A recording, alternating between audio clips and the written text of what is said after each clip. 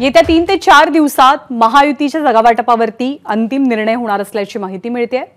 मुख्यमंत्री एकनाथ शिंदे आणि अजित पवारांनी वाजवी मागणी केल्याची माहिती मिळते।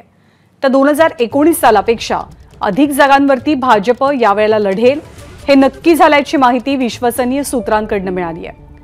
तर भाजपच्या लोकसभा उमेदवारांची दुसरी यादी आज जाहीर होऊ शकते।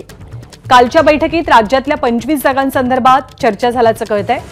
नागपूरमधनं केंद्रीय मंत्री नितीन गडकरी, बीडमधनं पंकजा मुंडे, चंद्रपूरमधनं सुधीर मुनगंटीवार, जालन्यामधनं रावसाहेब दानवे यांच्या नावावरती चर्चा झाल्याचं कळतंय।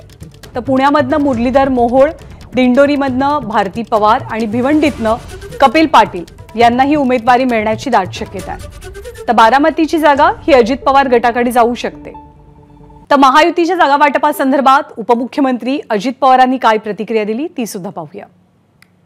आज दिल्लीमध्ये नाही, काल बैठक होणार होती, परंतु काल नंतर भारतीय जनता पक्षाचं पार्लमेंटरी बोर्ड बसणार होतं, त्याच्यामुळे कालची बैठक ही पुढे ढकललेली आहे। ती आज पण होऊ शकते अथवा उद्या पण होऊ शकते। राष्ट्रवादी काँग्रेसला साधारण किती जागा मागितली आता आम्ही त्याच्या संदर्भातली प्राथमिक चर्चा केलेली आहे। आम्ही तिन्ही पक्ष एकत्रपणे बसलेलो होतो। त्या चर्चेमध्ये साधारण प्रत्येकाचा मान सन्मान राखला जाईल आणि त्या कार्यकर्त्यांना पण समाधान वाटेल अशा प्रकारचा तोडगा काढण्याचा प्रयत्न आमच्या सगळ्यांचा चाललेला आहे। आपले प्रतिनिधी सोमेश कोलगे सध्या आपल्या सोबत आहेत। सोमेश, महाराष्ट्रातलं जागा वाटप निश्चित करण्यासाठी बैठक नेमकी कधी होणार आहे आणि एखादा फॉर्म्युला समोर येतोय का महायुती संदर्भातला महाराष्ट्रातला?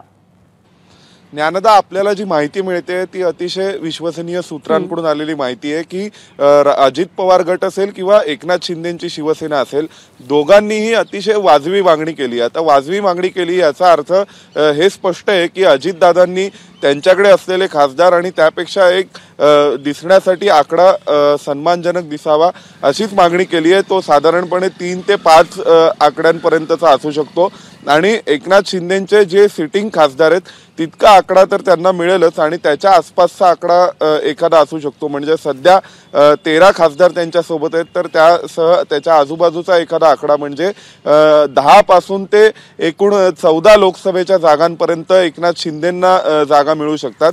तर उर्वरित सर्व जागांवर भाजप लढणार आहे। आता काही जागांचे प्रश्न असेल, उदाहरणार्थ अमरावती सारखी जागा आहे की जिथे नवनीत राणा या एका अपक्ष खासदार म्हणून निवडून आलेले आहेत, तर त्या बाबतीमध्ये नवनीत राणांची केस सुप्रीम कोर्टात सुरू आहे आणि 28 तारखेला सुप्रीम कोर्टाने त्याविषयी जजमेंट रिझर्व केले।